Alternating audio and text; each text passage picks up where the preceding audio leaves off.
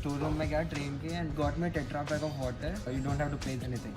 First time when you are into a new country and you get good treatment, I loved it.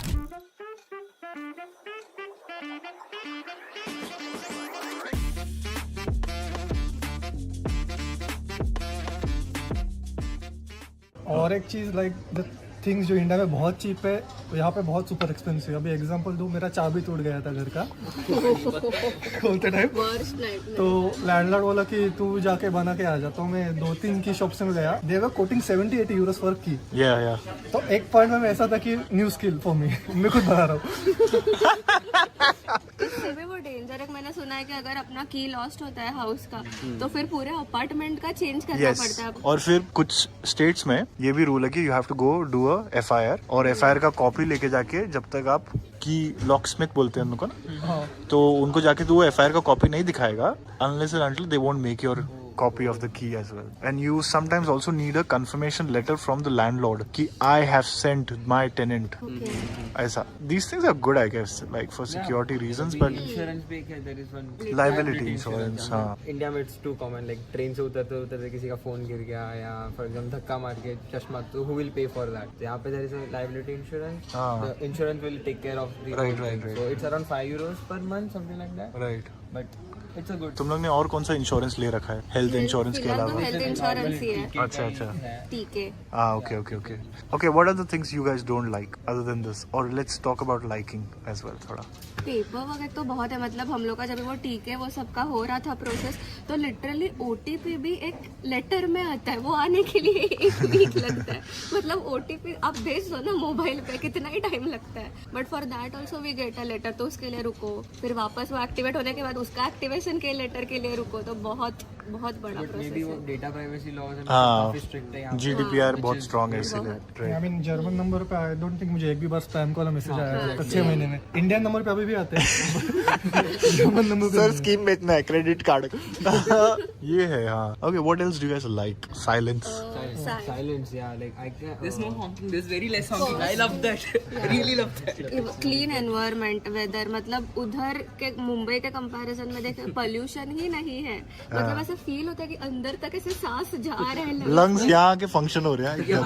So that is really मतलब वो एक main reason है कि health बहुत अच्छा रहता है यहाँ पे. एक्चुअली में. हाँ. और क्या अच्छा लगता है? लोगों का ड्राइविंग. यहाँ पे हम लोग मुंबई से रोड क्रॉस करना पड़ता है, 4 बार लेफ्ट राइट देखना पड़ता है.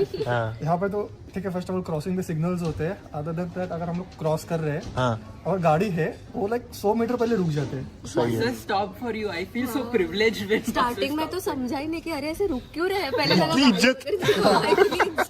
लाइक स्टार्टिंग में आया तो मैं देखा तो कुछ मेरा गिरा वगैरह है क्या, वो बता रहे हैं मुझे. Right. Okay.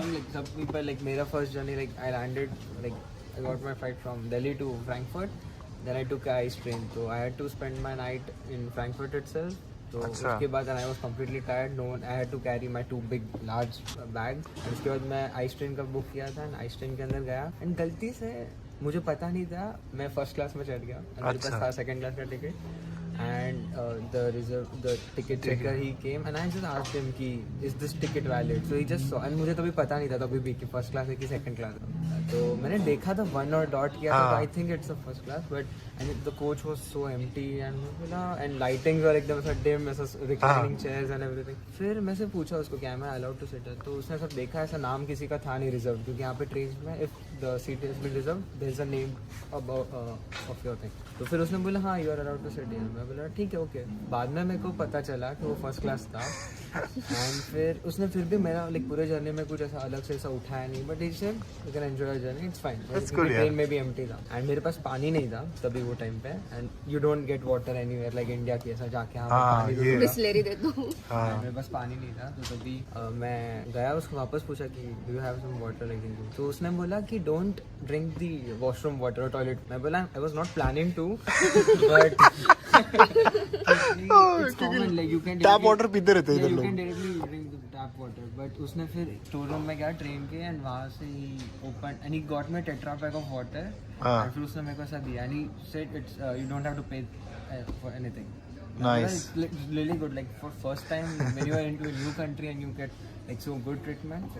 I loved that. That's good यार. One more good thing is education system. मतलब बहुत लोगों को पता नहीं, मतलब लोग यूके यूएसए जाते हैं ट्रिपल द अमाउंट पे करके.